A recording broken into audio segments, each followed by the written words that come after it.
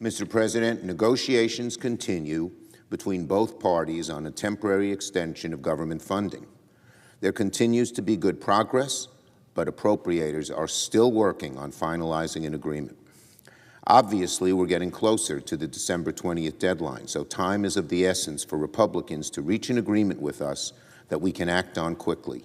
Democrats will continue working in good faith with our Republican counterparts on a strong CR that will prevent a shutdown while also delivering critical disaster relief for the American people. On the NDAA, last night the Senate voted to advance the NDAA by a strong margin of 83-12. The NDAA is now on a glide path to final passage. Everyone knows this NDAA is not perfect, but it still takes a strong stand against the Chinese Communist Party. These are things that I've pushed very hard for. It boosts the use of AI for our national defense, another thing I care a lot about, and expands tech innovation programs for communities across the country, a third thing that is very, very important and good. It has many good things Democrats fought hard for. I'm gratified it has all these: the Chinese Communist Party, the use of AI for national defense, and expanding tech innovation.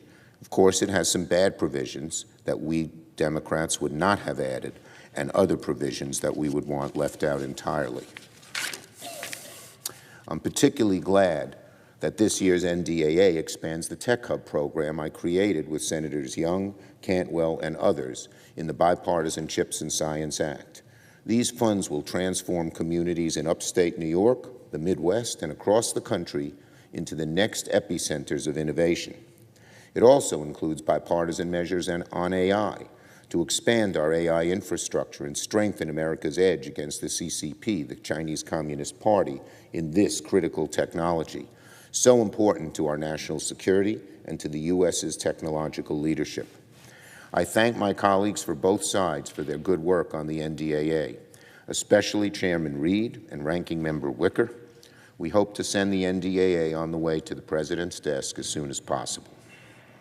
On drones, this afternoon I will come to the Senate floor to stand with Senator Peters to pass legislation I've co-sponsored to respond to the recent reports of unusual drone activity. The FBI, DHS, and DOD, the Federal Bureau of Investigation, Department of Homeland Security, and Department of Defense support this bill. Our legislation will explicitly authorize state and local authorities to conduct drone detection and help them better coordinate with federal law enforcement. With the multiplicity of drone sightings and so many drones in the area, many harmless for recreational use, but many that there are still many questions about, federal authorities agree that they can't respond to these incidents alone, and they need help from local authorities. But unfortunately, the local authorities do not have the authority right now. It's only in the domain of the federal government. For all we know, the recent drone incidents are for the most part, or maybe all part, benign. But even so, in some cases they can be disruptive, like when they impact airport operations or approach bases. And people are understandably anxious about seeing things in the night sky without clear answers to what is going on. The people in New York and New Jersey have a lot of questions, still haven't gotten answers from the feds. The worst part is that right now, local officials have very little in terms of resources and oversight authority to do anything about these incidents.